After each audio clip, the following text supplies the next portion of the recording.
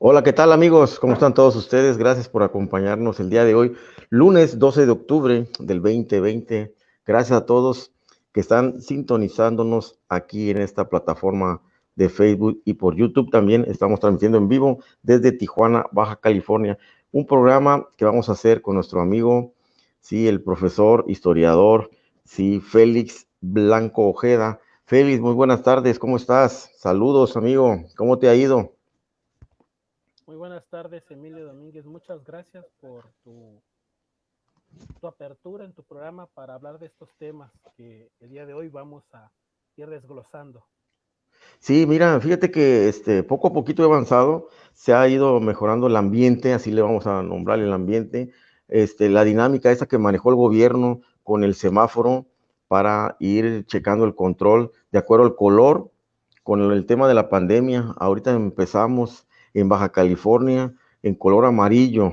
En color amarillo ya se abre un poco la esperanza, pero creo que todavía no se controla en su totalidad el tema del COVID-19, pero poco a poco teníamos que empezar a salir, a laborar más, a abrir los negocios, a tratar de que la gente se empezara a acoplar con el tema de la nueva normalidad. ¿Cómo has visto más o menos tú en tu trabajo o en tu área donde te desenvuelves, en tu colonia con tus amistades, familiares, el tema de que poco a poco Baja California pasó a color naranja, empezó a haber apertura de negocios, comercios, escuelas, restaurantes, hoteles, un poco los parques, los cines, y poco a poco ahora en color amarillo se abre ahora este rubro de restaurantes con un poco más de gente, los bares, se abre un poco más el tema de los centros comerciales. Los sobre ruedas ya estábamos trabajando anteriormente, pero con un poco de limitaciones, en los mercados con productos esenciales, y después poco a poco empezaba a haber un poco más de apertura, pero la gente también ya circula en las calles, camina y circula con normalidad. ¿Qué opinas de este tema antes de pasar a los siguientes puntos, amigo?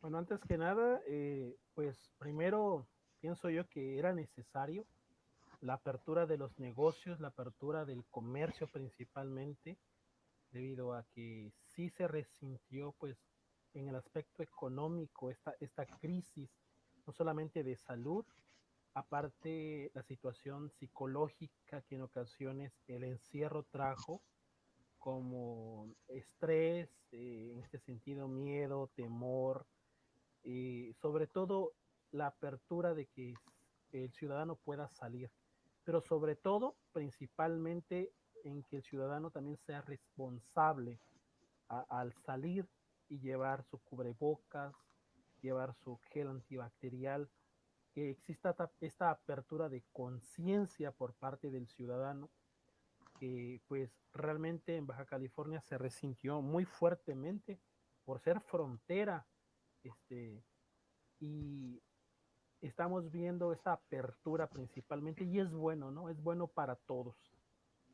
Otra cosa es de que se anuncia que hay una esperanza que después de 7 meses se abra la frontera para aquellos que tenemos visa de turista, pero que mucha gente que se dedica o nos dedicamos al comercio, sí, de micro, pequeñas empresas que se dedican a comprar productos en Estados Unidos para comercializarlos en México, tengan esa posibilidad de volver o tengamos esa posibilidad de volver a tener la oportunidad de cruzar con responsabilidad, lo acabas de tocar, algo muy importante, con responsabilidad, tratar de ir a lo esencial, ahora sí, aquí a San Diego, San Isidro, a Los Ángeles, a estas áreas, pero de inmediatamente tratar de regresar y con la precaución, sí, con todas las medidas de sanidad que hemos estado practicando o nos están imponiendo desde hace 7 meses por nuestro bien, para evitar los contagios aquí en Tijuana, aunque se limitó para la gente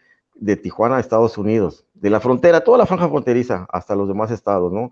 Hasta Ciudad Juárez, Laredo, Matamoros, Nogales y Mexicali, Tecate aquí y Tijuana, pero ellos sí se han podido cruzar, entonces había como que un descontento, un desacuerdo con toda la gente que decíamos, si vas a cerrar la frontera, ciérrala para ambos lados y vas a tratar de limitar el contagio con una efectividad más grande, ¿no? Pero no se hizo de esa manera. Ahorita hay la luz de la esperanza, lo digo de esa manera porque sí, créeme que la gente dice, si hay que ir a surtir los negocios, hay que comprar productos allá, créeme que sí hay más oportunidades de que puedas hacer algo de comercio, tanto de aquí hacia allá como de allá hacia acá, pero más la gente va a comprar. Ahorita ya se anuncia que puede ser que para el 21 o 22, pero todavía no está confirmado.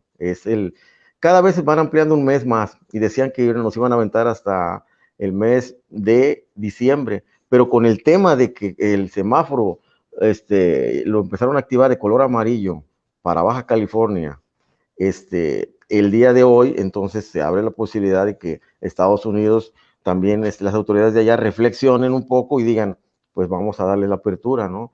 A lo mejor limitada, pero ya un poco para que vengan a realizar compras y les conviene a ellos también. Créeme que el comercio que de San Isidro y en San Diego, en California, en el sur de California, depende mucho de la gente que va de Baja California, especialmente de Tijuana, no tanto de Mexicali o Tecate, de Tijuana, y están resintiendo bastante porque están en la quiebra o a punto de quebrar.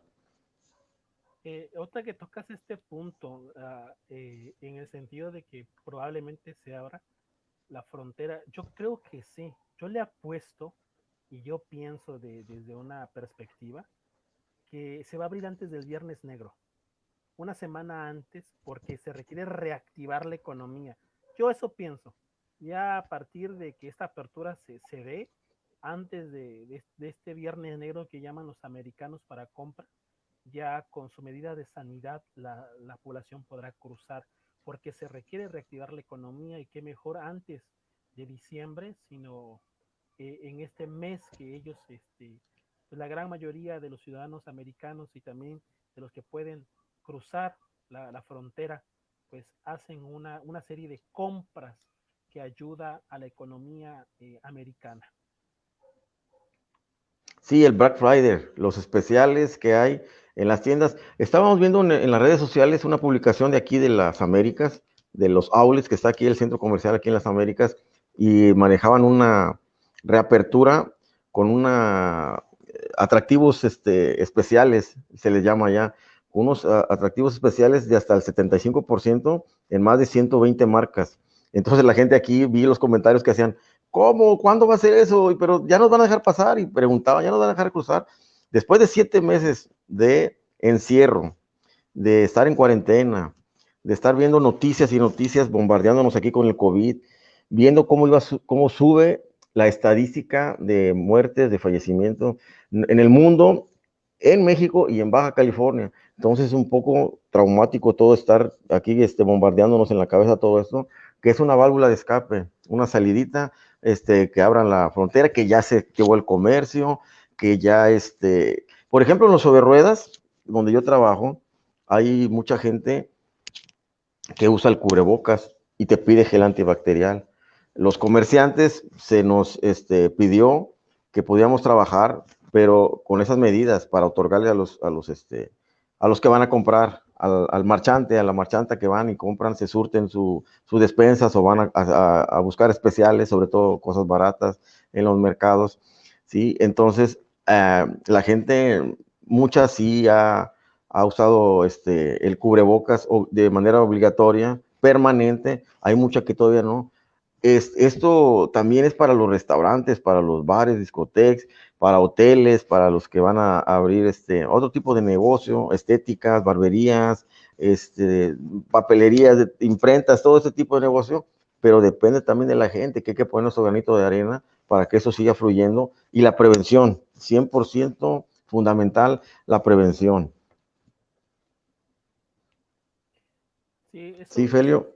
sí es importante, principalmente, como tú lo acabas de mencionar, y esto de lo que te refería yo del Viernes Negro, hay que generar una demanda, atraer clientes, captar la atención, las empresas requieren una apertura económica, eso es más que señalado. Y bueno, hay una gran fuente de consumidores que después de toda esta pandemia requiere comprar productos. Entonces yo pienso que antes de diciembre, se abre la frontera como una acción positiva. Sí, fíjate, en los mercados sobre ruedas, en, en las áreas donde transita mucha gente, se instalaron filtros para sanitizar, ¿no? Para tratar de que usara la gente gel antibacterial, el cubrebocas y tomarle la temperatura. En la entrada del Palacio Municipal es lo mismo. Así, en otro tipo de negocios era fundamental hacer esto para que la gente se vaya acostumbrando, imponerle poco a poco, hacer conciencia de que tiene que ordenar de esa manera. Es un nuevo reglamento, es un nuevo estilo de vida, es algo, como dice el gobierno, la nueva normalidad, y tenemos que irnos acostumbrando a todo este tipo de acciones, y va a ser en Estados Unidos igual. Si vamos a la Ciudad de México, hay que pasar los filtros en los aeropuertos, en las terminales, entrar a las farmacias, para entrar a los supermercados, para entrar en todo, hay que hacerlo porque de aquí a no sé cuánto tiempo nos podamos quitar de esta pesadilla del COVID, y lo tenemos que ir haciendo de manera permanente a lo mejor. Déjame mandar unos saludos para Iván Castro. Me saluda ese hermano de un amigo, Rubén Castro, que afortunadamente ya no está con nosotros, falleció. Mira, está mandándome un saludo. Gracias, Iván. Saludos también a ti, a mi brother Alfredo Román, a mi amigo Eduardo Velasco, saludos, y a Fernando Castilleja, que está en el estado de Texas, allá en la Unión Americana. Saludos para todos ellos. Amigos, gracias por sintonizarnos. Estamos transmitiendo en vivo de Tijuana. Son las 5:29, aquí con mi amigo Félix Blanco. Él es profesor, él es historiador, y vamos a tocar el tema un poquito más tarde, después de que terminemos con esto, del 12 de octubre. Hoy es Día de la Raza. Si tenemos que festejar o no, él nos va a ayudar a ampliarnos el tema, la cobertura sobre esto que está causando controversia, de que AMLO aún insiste en que España debe pedir perdón a México por todo lo que se cometió hace más de 500 años. Pero vamos a cerrar el tema del color amarillo en Baja California. Hay estados que están en amarillo y otros en color naranja, y hay otros que han retrocedido, que la gente como que se confió mucho, las autoridades también se relajaron, y todos los empresarios, comerciantes y la sociedad, el pueblo en general, se relajaron o hicimos caso omiso a las recomendaciones que nos estaban dando y retrocedieron. Esperemos que aquí no pase lo mismo, que si continuamos con esto como si estuviera de manera permanente en rojo, aunque cambió a naranja o amarillo, pero hacer la conciencia de que estamos en rojo para tratar de prevenir y salir lo menos posible, y si salimos un rato, porque sí se necesita a veces sacar un poco el estrés, caminar, ir a los gimnasios estuvieron cerrados mucho tiempo, y hay gente que no va a los bares, que va a ejercitarse, a correr al parque, a la playa o a los gimnasios, ¿sale? O hay gente que tiene otro tipo de vicios, si le podemos poner de esa manera, ir de compras, y muchas veces también ir de compras van al centro, se van a los SWAT meets y caminan. Entonces, usando el cubrebocas, y si nos subimos al transporte público, de igual manera, y que supervise los transportes públicos, que no vayan retacados de gente, porque ahí es un foco de infección. ¿Qué opinas, mi amigo? Pues en esta situación, lo mencionábamos, la responsabilidad principalmente del ciudadano de usar las medidas de sanidad. Ciertamente hay ciertas unidades en donde no se prevé que lleven su cubrebocas los ciudadanos, pero esta es una responsabilidad. En ocasiones pensamos o señalamos que es culpa del gobierno o es culpa del secretario de salud a nivel nacional, y no, esto es una responsabilidad personal. Esto es una conciencia ética que debemos de nosotros tener, de ser conscientes de la medida de sanidad, ¿no? La autoridad está ahí para señalarnos, para orientarnos, para mencionar cuáles son las normatividades que uno debe de seguir o las normas. Sin embargo, la conciencia es personal, el no salir sin el cubrebocas, principalmente, aunque hay ciudadanos que todavía no les ha caído esta conciencia, ¿no? Por ahí vemos en las redes sociales algunas personas que han agredido a trabajadores, a empleados, que cuando les indican seguir la norma se exaltan y llegan hasta amenazar.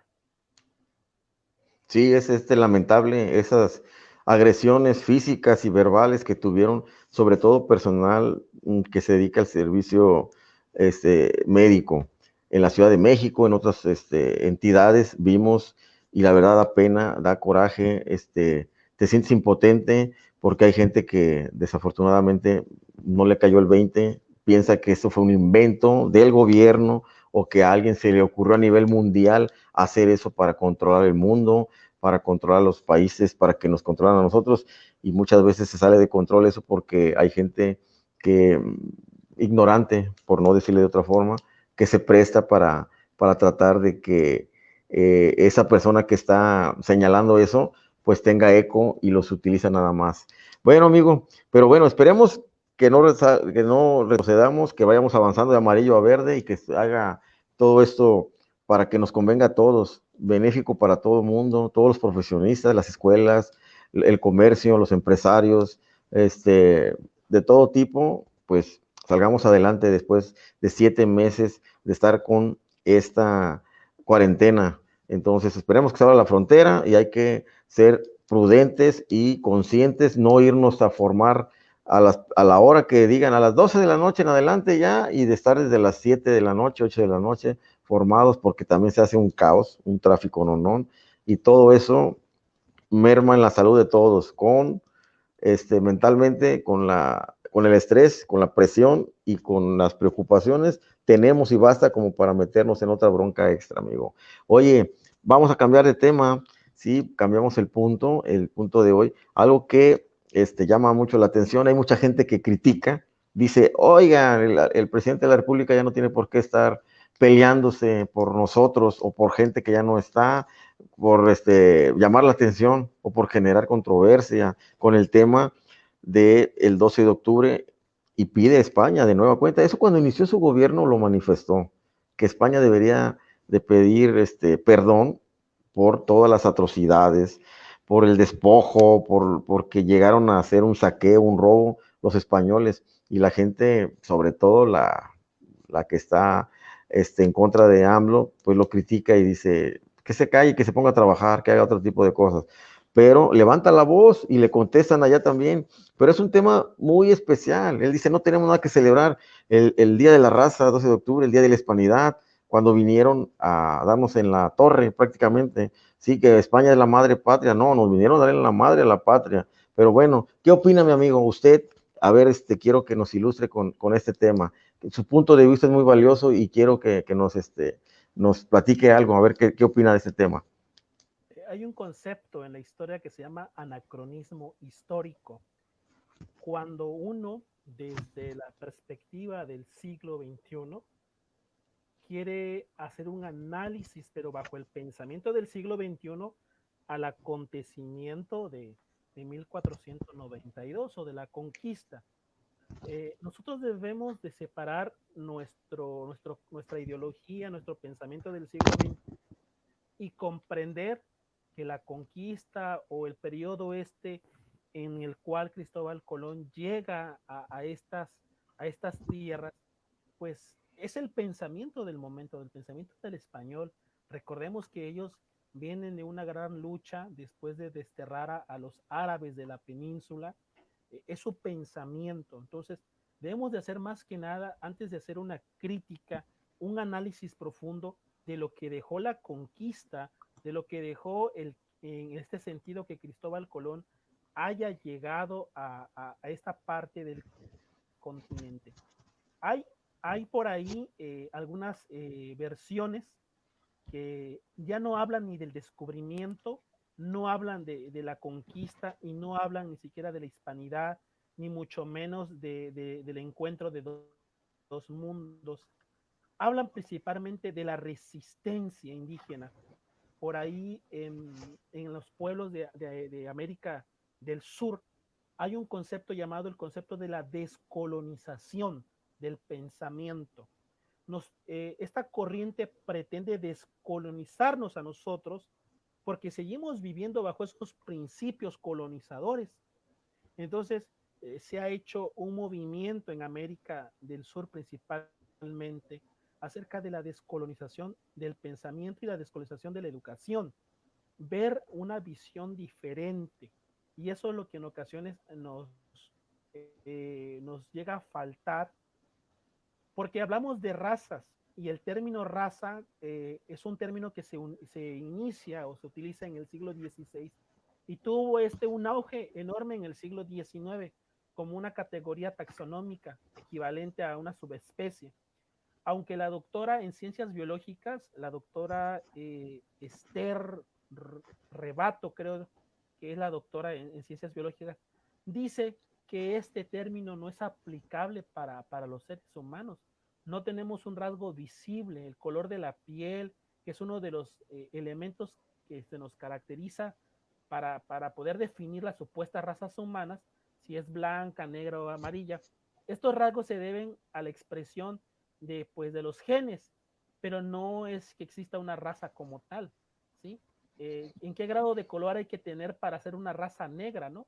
O qué grado de color debo de tener yo para decir, ok, yo soy moreno, ¿no? O soy prietito, o soy amarillo, ¿no? Este concepto de raza no es aplicable para nosotros. Y sí es cierto, hay que reconocer también y analizar que la llegada de los conquistadores, pues trajo un saqueo enorme a estas naciones de América. O sea, eso es, no se puede negar. Tampoco no se puede negar las encomiendas, los encomenderos que recibían tierras, las mercedes reales se les llama en ese momento, eh, el despojo de las tierras de los naturales que pasan a ser parte de los españoles, los encomenderos que reciben una cantidad de pueblos originarios, para no llamarlos indígenas, sino pueblos originarios, a su mando, con la finalidad de evangelizarlos, con la finalidad de cuidarlos, pero realmente esto no pasó, no fue así esta situación. Ahí está Bartolomé de las Casas, un fraile, que señala en este sentido las injusticias que los naturales pasaban en manos de los españoles, al grado de que muchos de ellos morían por la excesiva carga que se les imponía. Por otro lado, al ver que los indígenas o los aborígenes o los oriundos de estas tierras no eran aptos, pues se trae de África otro grupo étnico para soportar estas cargas. Entonces sí hay que pedir una disculpa quizá por aquellos que cometieron ciertos errores, que quizá en el momento no se miraba como un error, pero sí podemos ver eh, eh, el gran, la gran aportación que hizo este continente a Europa, ¿no? Es una gran aportación en todos los sentidos. Fíjate que has tocado algo medular, algo sí es cierto, o sea, lo que llegaron a imponer cuando estas tierras, las Américas, tenían otro tipo de pensamiento, de cultura, de conceptos, los dioses que ellos manejaban. Llegan los españoles, ¿sí? Y a imponer su cultura, sus tradiciones. La religión es fundamental, o sea, era algo que te imponían de manera brutal. Si tú no estabas de acuerdo, era una muerte segura, y de lo contrario, todo mundo tuvo que acceder desde todo el continente, porque hablamos de Perú, de Guatemala, de El Salvador, de México, pero todo el continente en general fue saqueado. El oro, las piedras preciosas que llegaron a llevarse en barcos de manera gradual durante mucho tiempo. Después ya no fue Cristóbal Colón, Hernán Cortés. Vi una serie el año pasado, una serie de varios capítulos, que me llamó mucho la atención y la estaba analizando, cómo cuentan, narran la historia, cómo se comportaban, cómo era Hernán Cortés y todo su ejército que traía alrededor, cómo se comportaron en ese tiempo los pueblos que vinieron a conquistar, y eres de manera a veces muy triste, y sí te da coraje, si sientes esa frustración, a pesar de que hayan pasado los 500 años que dice AMLO. Así es, ¿no? Pero también sobre todo comprender también que los pueblos originarios de estas naciones eran pequeños estados-naciones, por así determinarlos, ¿no? No podemos comprender la conquista si no comprendemos el apoyo de los tlaxcaltecas, si no comprendemos el apoyo de los totonacas, del señor de Zempoala, no podemos comprender la conquista sin el apoyo de los cholultecas, la gente de Cholula que después se va a adherir a las tropas de Cortés.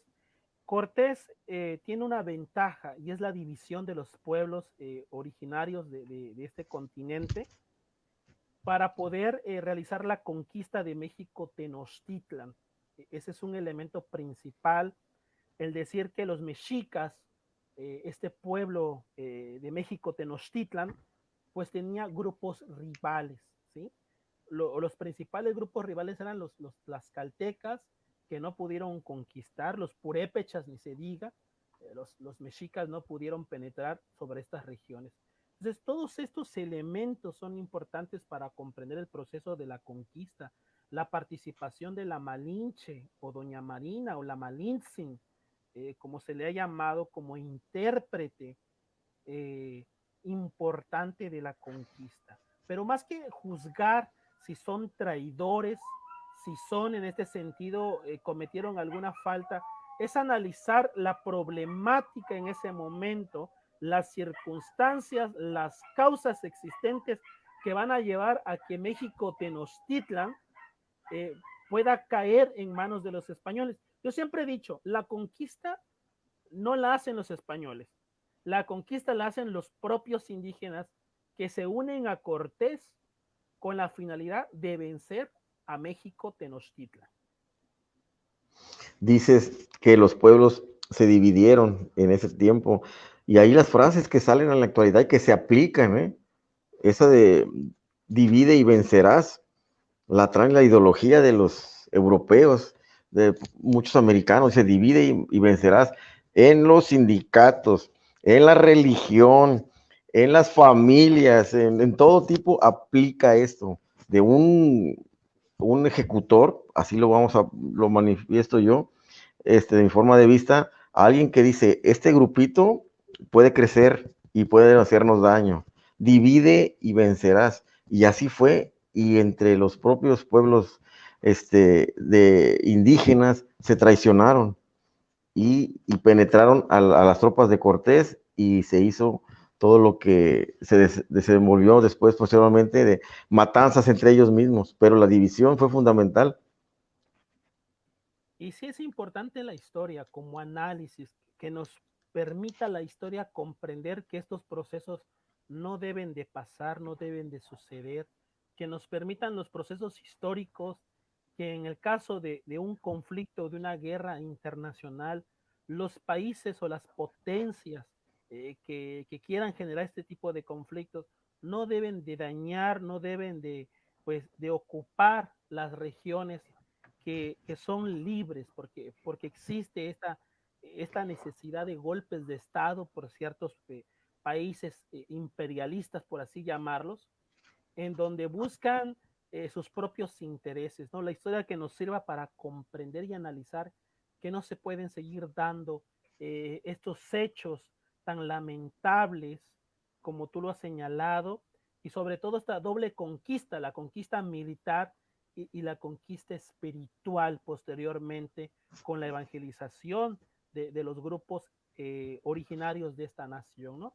Que después se forma en un sincretismo, en una unión de ambos conceptos, debido a que pues Tlaloc pasó a ser San Isidro Labrador, el santo de la lluvia, Xochipilli, el dios de las flores, pasó a ser San Francisco, Huitzilopochtli, el señor de la guerra, no es otra cosa que la deidad del demonio, para así denominarlo, y muchos dioses prehispánicos tienen su lado cristiano o su lado católico.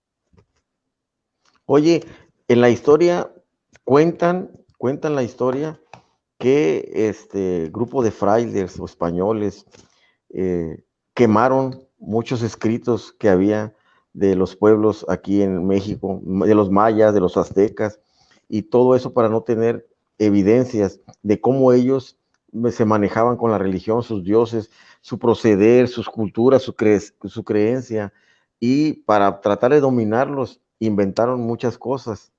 Sí, inventaron muchas cosas, pero que algo fue fundamental de eliminar todo aquello que se prestara para poder darle una lectura y borraron todo y quemaron todas las evidencias. A ver, platícanos algo de eso. Ciertamente los frailes llegan a destruir muchos códices por no poder interpretar la simbología o los dioses que se encuentran plasmados en estos códices y queman, destruyen templos, la mayor parte del templo mayor, esta parte del templo pues utilizado para construir la ciudad colonial. En el caso de Cholula, la iglesia de Cholula se encuentra pues sobre una de las pirámides más grandes de nuestro territorio. Entonces sí, se destruyen muchos elementos porque no los pueden comprender o no los pueden analizar. Y los pocos frailes que comienzan a tener este acercamiento a las lenguas indígenas, comienzan a analizar la profundidad de la cosmogonía de los indígenas o de los pueblos originarios. Pueden comprender la profundidad porque son pueblos religiosos. Algo muy importante que debemos de comprender es que son pueblos sumamente religiosos. Como un dato curioso, sin tratar de lastimar la sensibilidad religiosa, hay escritos que mencionan que en el cerro del Tepeyac ya se adoraba a una diosa indígena mucho más antigua que era Tonantzin, que en náhuatl significa nuestra madre. Y posteriormente va a ser en este cerro del Tepeyac donde va a aparecerse la imagen de la Virgen de Guadalupe, que desgraciadamente no hay documentos históricos que comprueben su aparición en el momento. Lo hay después de décadas, registros de esta aparición. Fray Juan de Zumárraga, siendo obispo, tampoco no hace ninguna anotación de este hecho importante, pero es importante aquí señalar que a pesar de que se construyen varios templos de la Virgen de Guadalupe alrededor de muchas regiones, pueblos enteros viajaban exclusivamente al Tepeyac para la adoración de la diosa Tonantzin, nuestra madre, decían los indígenas. Entonces, es un pueblo sumamente religioso y simplemente va a haber una fusión de los elementos prehispánicos y los elementos de la evangelización traída por los españoles, que va a formular un nuevo sincretismo tan rico y tan bello que existe en nuestro país. Oye, me acabas de, este, de dar un ejemplo de esto que estamos comentando, de la adoración del Tepeyac, Tonatzin, eso yo no lo sabía. Te Sí, lo juro que todos los días se aprende algo y es importante aprender con gente como tú. De verdad, sí, esto que acabas de tocar, este tema, ahorita sí, me ayudaste a conocer algo nuevo. luego me preguntan mis alumnos, profe, si existe la Virgen, y yo les comento que cómo quieres que te conteste, como el historiador o como el hombre de fe, porque también soy católico, ¿no? No por ello Ujú. trato de decir que una fe sea más o menos que otra, ¿no? Cada quien tiene esta libertad de culto, de creer, ¿no?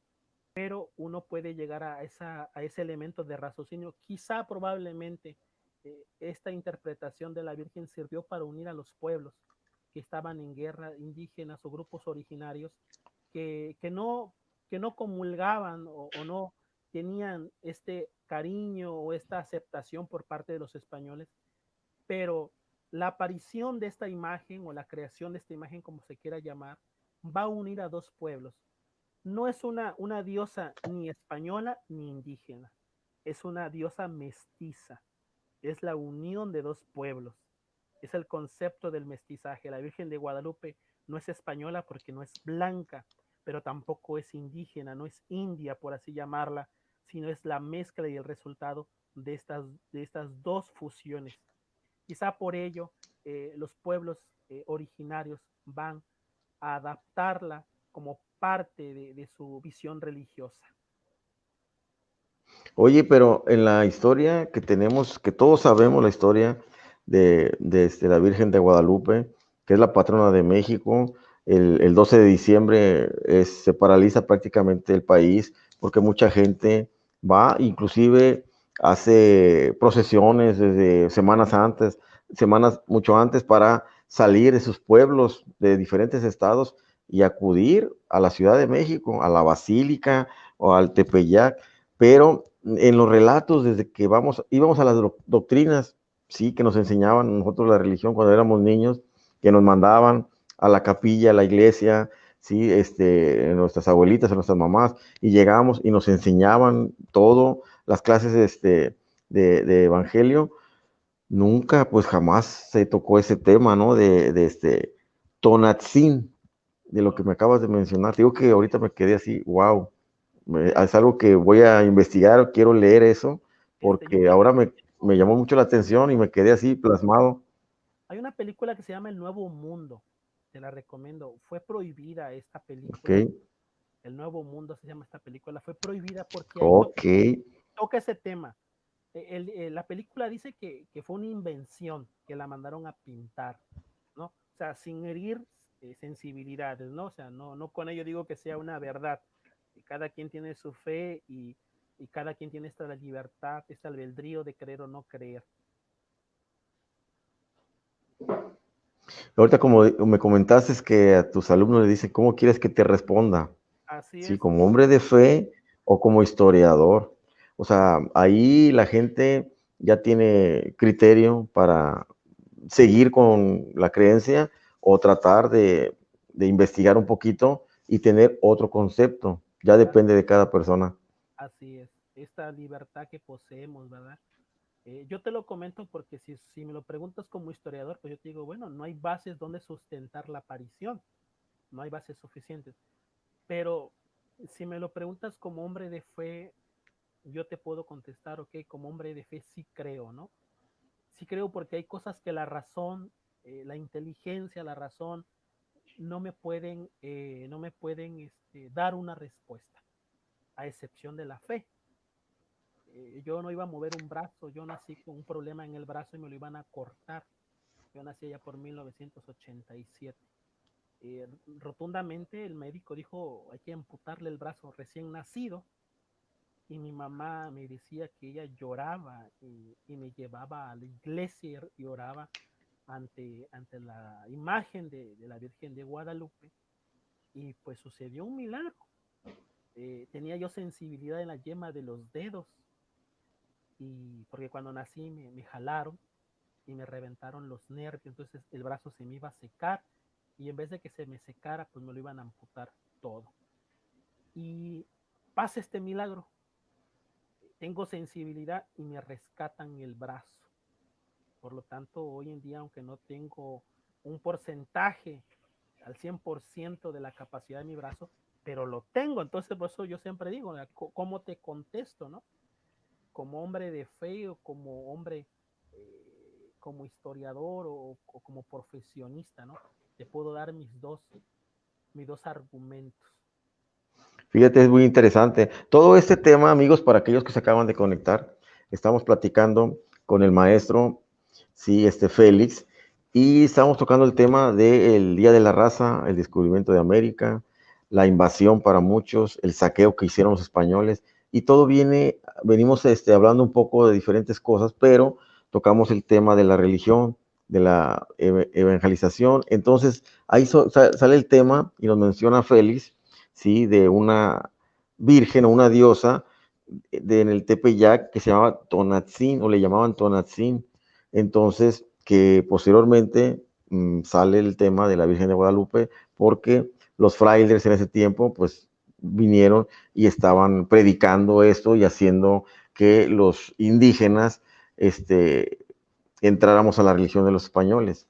Entonces, pero créeme que lo que comentaste ahorita de la fe que tiene mucha gente, aunque nos platiquen y veamos documentales que nos hagan dudar de la religión, yo también soy católico, desde niño me inculcaron eso y la verdad, aunque lea muchas cosas, mi visión siempre y mi opinión y mi mentalidad siempre va a estar con la fe también y así te lo digo sinceramente, o sea, sí es interesante saber y aprender de historia de todo este tipo, pero a veces lo que nos inculcaron nuestros ancestros, en este caso nuestras familias, nuestros abuelitos y nuestros padres, nuestros tíos, tías, que se dedicaban a adorar mucho a la Virgen de Guadalupe, eso no lo cambiamos por nada, cuando menos desde mi punto de vista también yo estoy en ese ton.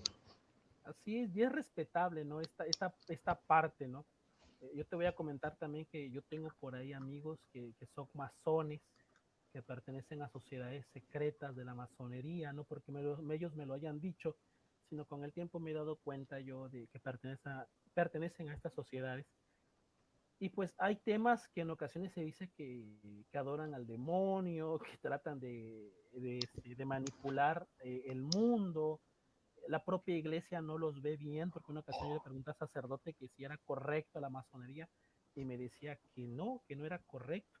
Sin embargo, yo nunca he conocido a este tipo de amigos que tengo que hayan hecho alguna una falta. Al contrario, veo que son personas que se dedican al altruismo, se dedican a apoyar, a fomentar la educación, a fomentar apoyos con personas que lo requieren. Hay un grupo que también creo que se llama Shiners, que se dedican a apoyar a niños que tienen problemas de quemaduras y que hasta donde tengo entendido pertenecen a la masonería. Entonces no importa, ¿no? No importa la idea o lo que se tenga, ¿no? Sino lo que importa es el propio criterio que nosotros nos podemos formar. Bueno, es muy interesante el tema. Vamos a hacer un programa posteriormente con ese tema de que estás tocando, de las sectas, las religiones y quienes nos vinieron a imponer ese tipo de prácticas y desde cuándo. Vamos a programar un programa posteriormente para tocar este tema, amigo. Y vamos a un poquito a tocar también lo que mencionaste de la división de los pueblos que hicieron esta gente de los españoles. Ahorita veo que sigue practicándose en la actualidad y ahora con los partidos políticos. Digo, ¿por qué? Por el pleito que traen en la dirigencia de Morena, por el control, en el pleito que traen en el Estado Jaime Bonilla con los alcaldes, de la alcaldesa de Tecate y de Tijuana, Arturo González Cruz, y eso que decías, que los españoles vinieron a dividir a los pueblos para triunfar y poder saquear a todos, controlarlos en grupitos chiquitos. ¿A poco no aplica ahora en esas alturas, en estos tiempos, en siglo XXI, en este año 2020 con la 4T, algo que no podía imaginarme que en 2 años de que estuviera AMLO en el poder, en el control, gobernando para todo México, después de que hace 2 años, cuando ganó, estábamos todos felices y contentos y necesitábamos un cambio, necesitábamos darle la madre a los panistas y a los priistas para que sintieran el rigor del pueblo con garrote limpio y mero en la cabezota a todas aquellos ratas y bandidos y usurpadores y de todo lo que digo, los sindicatos, desde la luz, del sindicato de teléfono, desde el sindicato de ferrocarriles cuando desaparecieron y todo, toda esa gente y quienes se digan en Pemex, en el control por Pemex, era algo que necesitábamos darle un marrazo en la cabezota a todos aquellos priistas y, y panistas, o también perredistas, porque dicen que el PRD es el padre o la madre de Morena, y ahorita los hijos están sacando todas las costumbres y las mañas de los padres, entonces, porque están haciendo un show, un teatrote, y AMLO ya se desmarcó. AMLO ya dijo, hey, déjenme trabajar, no estén manchando la imagen de Morena. Si no se ponen las pilas, va a ser otro fracaso como el PRD, que en 10 años se volvió el partido de todas las tribus. Con respecto a lo que mencionas, me recuerdo a un gran líder ideológico que es del PRI. Voy a señalar a Jesús Reyes Heroles. Jesús Reyes Heroles tenía una frase muy, muy peculiar la recuerdo que dice puerta abierta para que se vayan los oportunistas, mal que sufre cualquier partido político. Y más que nada de oportunistas, yo cambiaría la palabra por arribistas políticos, ¿no? Y eso es lo que ha pasado en cualquier partido político, estos arribistas que llegan al partido de Morena y que desgraciadamente lo están fraccionando y que existe una lucha interna. Y hay una diferencia, siempre lo he mencionado yo, lo veo de esta forma, del PRI, del PAN o del PRD en un momento determinado cuando era un partido de izquierda y hoy Morena, en que en el PRI y el PAN te tienes que alinear. Hay una alineación. Siempre se ha mantenido esa idea, ¿no? Te alineas, ¿no? No te toca ahorita, pero te tocará dentro de 2 o 3 años. Entonces había una alineación perpetua, una obediencia absoluta al partido, o en este sentido a los dirigentes de este partido, y cosa que pasa también con Acción Nacional. En cambio, con el PRD es diferente, lo mencionas, estas tribus, pues como es un pensamiento más radical, son más de izquierda, son libres en este sentido de pensar, pues no hay una alineación, no se alinean a los argumentos de los dirigentes, al contrario, en vez de una alineación de una unidad, hay una división. Y es bueno en un momento determinado cuando no se cae en el fanatismo, ¿no? Lo mismo hoy está pasando con Morena. Hay esta libertad de pensamiento, no hay una imposición, hay sectores o grupos políticos radicales y otros, digamos, podríamos llamarlos conservadores también, ¿por qué no? Y otros a lo mejor muy pasivos al interior del partido. Y eso es lo que está pasando hoy en día, que hay una lucha de poder interno en Morena y que probablemente pueda pasar lo que estás mencionando, que en un momento determinado se fraccione el partido. No por culpa no por culpa del dirigente nacional, no por culpa de Andrés Manuel, sino de estos oportunistas y estos arribistas que han llegado. A mí me preocupa realmente, y te lo voy a decir así, que el gobernador de Baja California, Bonilla, esté más preocupado por tener un conflicto con el presidente municipal que visualizar el problema de la inseguridad en el Estado, las condiciones que existen en el Estado, y el verlo en la mañana realmente da un poco de pena saber que esos son los dirigentes que están al frente del Estado y que pareciera que le quedó muy grande al gobernador el Estado y los ciudadanos que de una otra forma votamos no por él, sino por el efecto Obrador o por el efecto Morena, ¿no? Que desgraciadamente estos conflictos no son buenos porque señalan una apertura de esta división que existe en Morena. Y también ¿Recuerdas, ¿Recuerdas cuando nos conocimos? ¿A dónde fue donde nos conocimos? ¿Y qué día fue donde platicamos que veníamos caminando? Y fue coincidencia que salimos de la Casa Morena aquí de Tijuana, que está en la zona del río, y que Bonilla estaba encerrado en su búnker como expriistas y expanistas, sentado con una soberbia al señor, como diciendo, gané. No decía, gracias a López Obrador, nos fue bien aquí en el estado, que hubiera tenido un poquito de vergüenza política y decir, no, él decía, gané, y se paraba el cuello con una soberbia el señor, dije, no, esto va para un fracaso, o sea, créeme que salimos comentando eso cuando íbamos caminando hacia el estacionamiento de la Plaza Río, ¿recuerdas? Sí, Porque sí. lo sentimos, porque rechazó al pueblo que estábamos afuera con la bandera y que todo eso porque había ganado Morena arrasado en todos los estados y en las 5 alcaldías y veníamos con todo.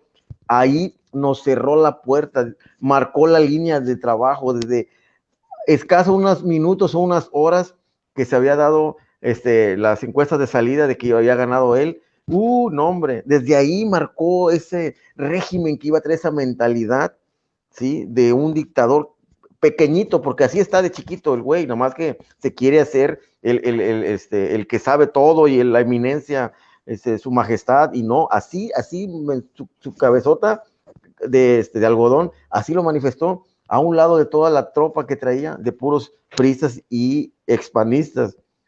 Te voy a comentar algo. Yo aquí en mi colonia fui invitado por una persona a participar para apoyar a Morena. Y entonces me invitan para operar, para apoyar. Y en una reunión que hubo, nos dan dinero, ¿no? Nos dan dinero. Al estilo priista, ¿eh? Al estilo priista todo, ¿no? Entonces yo comencé a investigar a la persona que me invitó y me decía un señor aquí de mi colonia que él dice que él fue uno de los que apoyó al principio al movimiento de regeneración nacional cuando era todavía una asociación civil que se iban a reunir, creo ya que por la Francisco Villa con otros grupos de dirigentes por allá, por esa colonia. Y me decía, no, dice, aquí ya todos voltearon bandera, ¿no? Ahora los tricolores visten de morena, los de azul y blanco ya son morenistas. Y prácticamente, sí es cierto, era verdad, la persona que me invitó era priista, pero ya se había transformado en morenista y yo vi que era la misma práctica.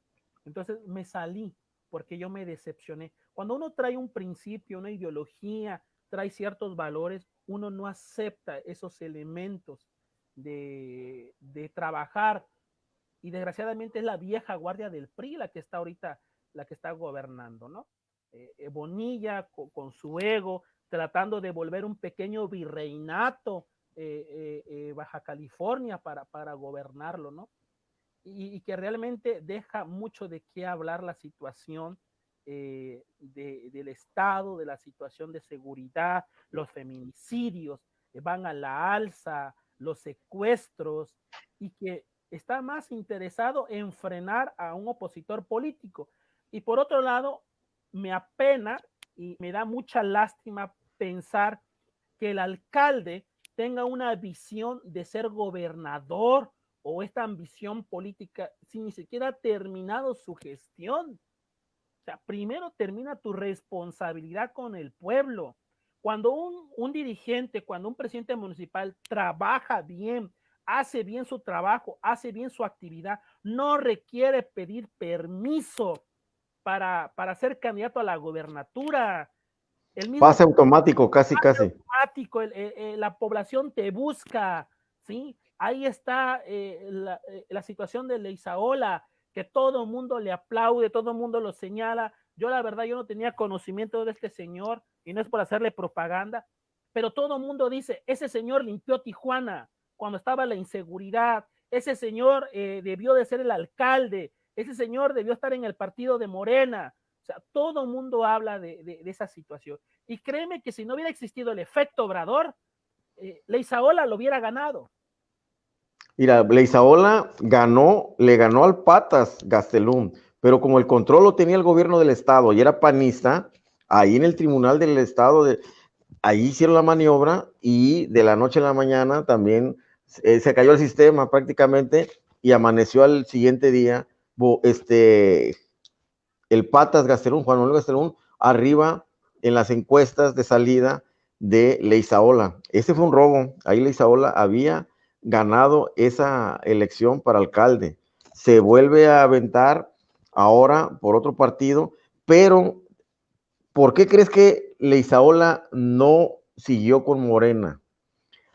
Ya tenía una apertura, ya había una tregua que con Jaime Veloz y con Leizaola se iban a sumar a las filas de Morena, estaban dentro de Morena, traían ya los eslogans, ya traían toda la publicidad.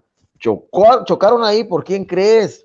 ¿Por quién crees que fue el causante de que esto no se llevara a cabo? El causante fue Jaime Bonilla, porque Jaime Bonilla dijo, ni Leizaola, ni Veloz van a entrar aquí porque el control lo tengo yo, casi dijo, la marca de Morena en Baja California es de Jaime Bonilla, y aunque se enoje Obrador, porque lo estaba retando prácticamente, y sí, o sea, diciendo, no, aquí mando yo, usted manda en la Ciudad de México, o sea, a ese grado de patanería ha llegado Jaime Bonilla, y lo que dices tú de Leizaola, se pudo haber metido la Isaola, pero ahí manejó las candidaturas y lo quiere hacer ahorita en el próximo año, Jaime Bonilla, imponer candidatos para alcaldías a base de qué.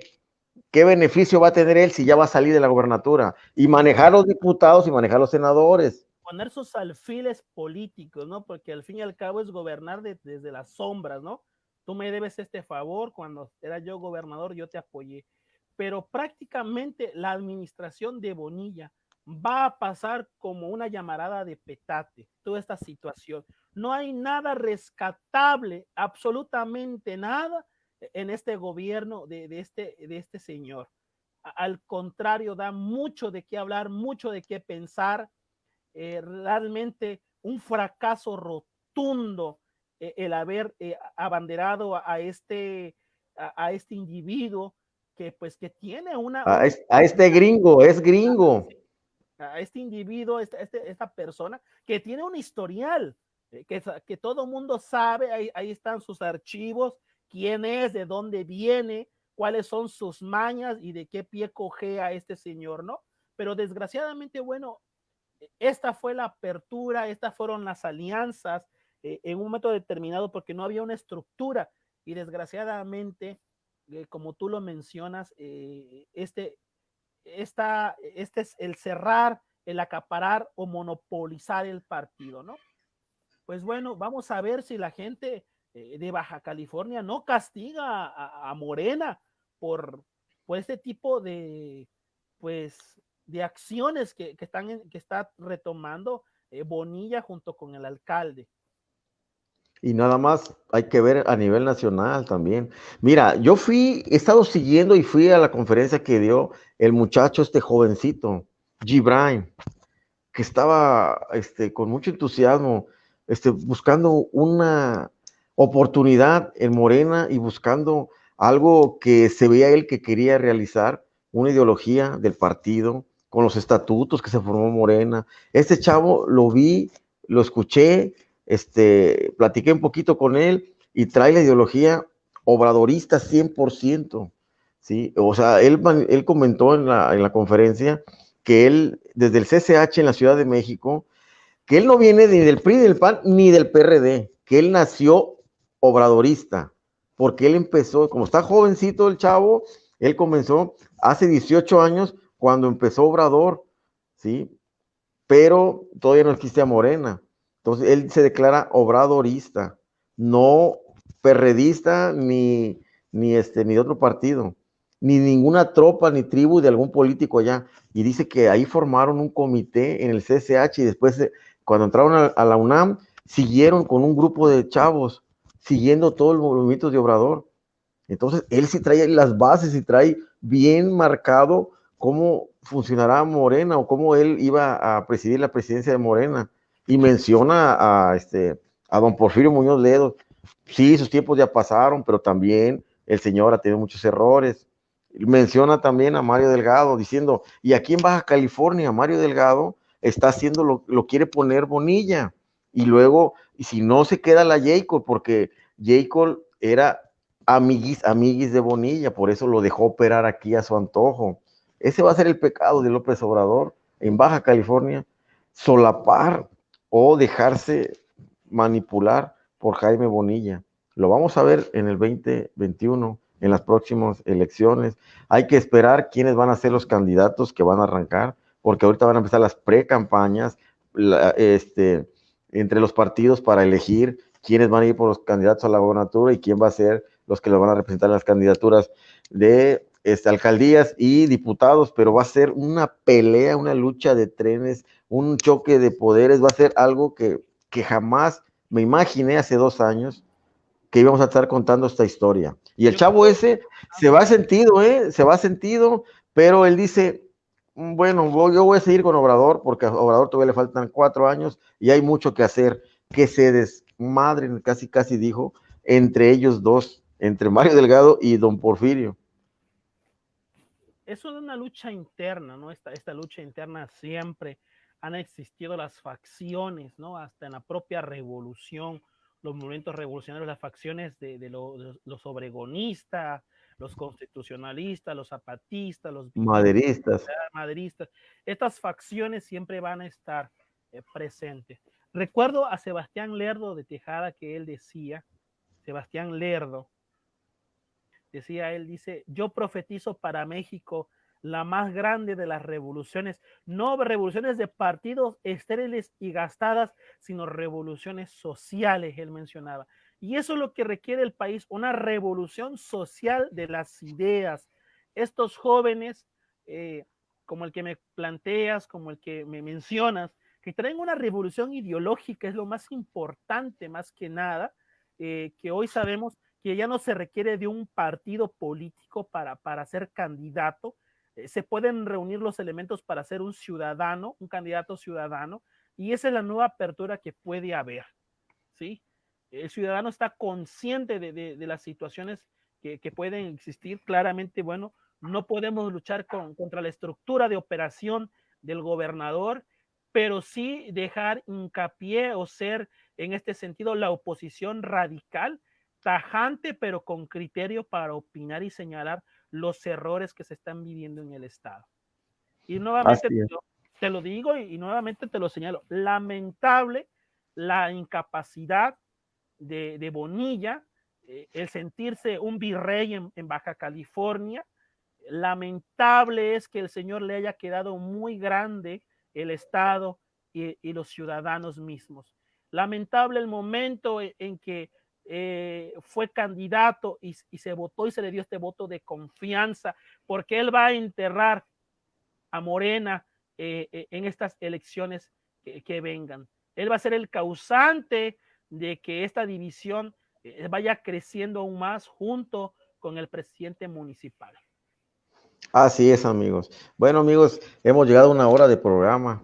Le agradecemos a Félix, estuvo muy bueno esos comentarios que hicimos hoy, como la plática, la conversación, la charla que tuvimos, el diálogo, amigos. Gracias, amigo. ¿Algo más que quieras agregar? A ver si nos podemos conectar el día miércoles y le seguimos con este tema porque quedó un poquito más de tiempo para poder hablar, pero ya se nos agotó para no aburrir a la gente. El miércoles, ¿qué te parece en la tarde? Si nos ponemos de acuerdo y le damos seguimiento a un par de temas que quedaron pendientes, amigos. Mientras, algo que quieras agregar, Félix. Pues agradecerle pues al auditorio que nos escucha, nos ve, agradecerte a ti pues el espacio principalmente que nos brindas y sobre todo el invitar a las personas, ¿verdad?, a que reflexionen, a que hagan críticas. Yo hace unos días, bueno, meses, mejor dicho, mandé una carta a la Ciudad de México dirigida al presidente de la República, donde hago mis señalamientos, donde yo manifiesto la incapacidad que se está viviendo en el Estado, como ciudadano, como morenista, como profesor, como profesionista. Le hago ver al presidente las causas que pueden llevar a la ruptura del movimiento de regeneración nacional, y espero que esta carta llegue a las manos del presidente, que lo lea y que vea el sentir de los ciudadanos. Y los ciudadanos podemos hacer eso. ¿Por qué no? Mandarle una carta al presidente expresando las situaciones que hay para que él esté enterado realmente de lo que el sentir del ciudadano latente está. Lo podemos hacer a través de las redes sociales, opinar, señalar, porque es nuestra libertad. Es una libertad que nosotros poseemos. Oye, sí vi esa publicación que hiciste, recuerdo que subiste la foto de la carta que te recibieron primeramente y luego te regresaron un escrito. Así es, un escrito donde me dicen que está ya en seguimiento con un número de clave y pues donde yo les señalo la responsabilidad que tuvimos los maestros en estructurar el sistema. Muchos maestros cuidamos el voto, lo defendimos, ayudamos como ciudadanos. eh, Muchos maestros somos una pieza clave, no lo que decimos dentro de cátedra, sino lo que señalamos ex cátedra, en los pasillos, con nuestros alumnos. Somos formadores, hacemos ciudadanos críticos, pensantes, les decía yo a mis alumnos. Yo no quiero ciudadanos que se hinquen sino que manden a llamar a sus gobernantes para que ellos rindan cuentas de lo que están haciendo. Y eso es lo que debemos de hacer los ciudadanos de Baja California, mandar a Bonilla que nos rinda cuentas de lo que está realizando dentro del sistema de gobierno, ¿no? Pero pues esa es una formación. Desgraciadamente no todos los maestros tienen esta idea de formar ciudadanos libres y pensantes. Te felicito por eso que hiciste, esa carta que mandaste, y si le van a dar seguimiento, ahí nos vas informando cómo te contestan, a manera de correo electrónico o por un escrito, por una carta, porque está muy interesante. Y creo que hay mucha gente que lo está haciendo a nivel nacional, en todas partes de la República, están mandando un mensaje, su sentir hacia el presidente de la República, López Obrador. Obviamente es muy difícil que lea a todos, pero tiene gente que lo está captando, que está capturando todos esos mensajes y de una u otra forma están atendiendo a todo eso. Por eso la encuesta que hicieron para juzgar a los expresidentes, se me hacía que mucha gente decía, no va a proceder, legalmente no se puede, de acuerdo a la Constitución, y hablaban de leyes y eso. Y yo hasta discutí con unas personas, le dije, déjalos que la gente participe.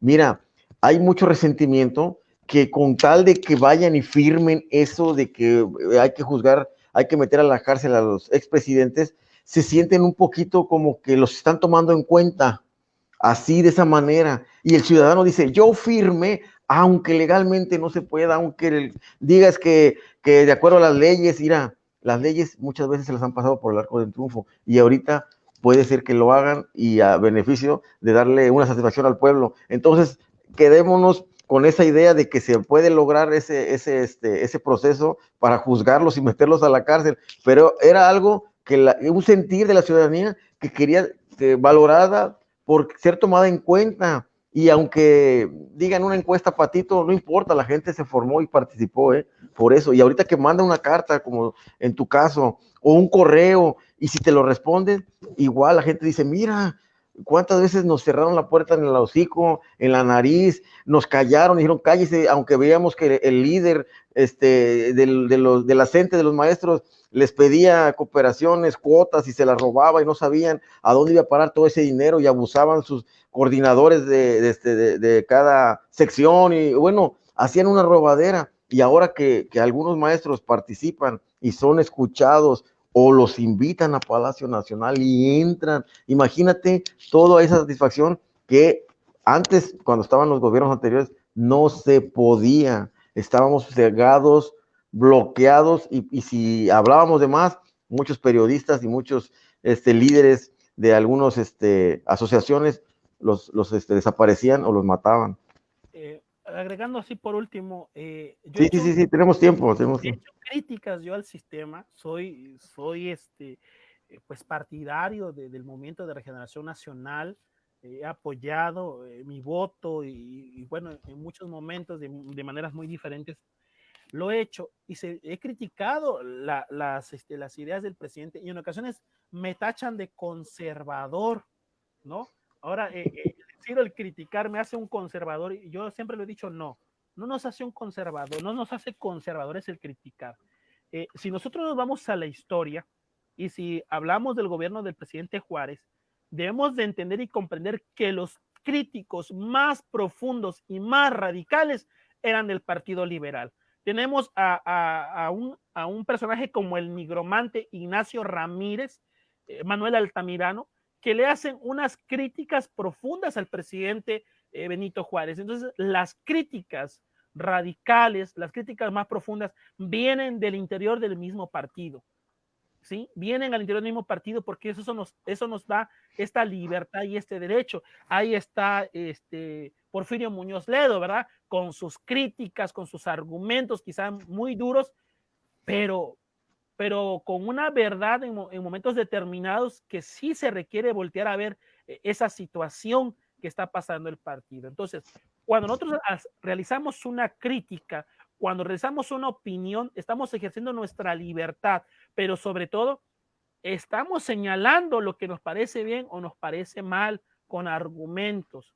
No somos opositores en este sentido destructivos, sino al contrario, somos hombres con una libertad de pensamiento que están argumentando la situación del partido y nos vuelve críticos constructivos. Así es, amigo, tienes mucha razón. Bueno, te agradezco, Félix, te agradezco mucho tu tiempo y estos comentarios, estos diálogos que tuvimos el día de hoy. Vamos a dejarlo pendiente para la próxima transmisión que hagamos y vamos a darle continuidad a todos estos temas que a la gente le interesan. Sí, vamos a darle seguimiento a esto y también invitar a la gente que si tiene algún tema en el cual les gustaría que comentáramos, platicáramos o quiere participar o tiene alguna denuncia, con mucho gusto puede hacerla llegar a través del Facebook de aquí de 5MBC, de la plataforma, de la página de 5MBC, y lo podemos tocar el tema con todo gusto. Gracias, amigo, gracias, te agradezco y nos vemos en el próximo programa. Así es, amigos, ya son las 6:28, 6:30 de la tarde aquí en Baja California, sí, en Tijuana. Hoy 12 de octubre del 2020 tocamos temas muy interesantes con nuestro amigo, el profesor historiador Félix Blanco Ojeda. Gracias a todos por sintonizarnos. Nos vemos el próximo miércoles, Dios mediante, y seguimos dándole continuidad a sus peticiones, a sus denuncias. Háganoslas llegar, de verdad que se lo vamos a agradecer, le vamos a dar continuidad. Con todo respeto, se crecía sin tocar algunas fuentes privadas, pero si usted quiere hacerlo de manera abierta, con todo gusto, nosotros podemos ser su enlace y nosotros podemos ser su conducto y su puente para que funcionarios o políticos o gente del gobierno se entere de que algo malo le pasó y que fue a causa de algunas personas que trabajan en el gobierno o algunos funcionarios, exfuncionarios o que pretenden llegar a hacerlo. Gracias a todos, soy su amigo Emilio Domínguez Lome, director de 5M. Nos vemos hasta la próxima.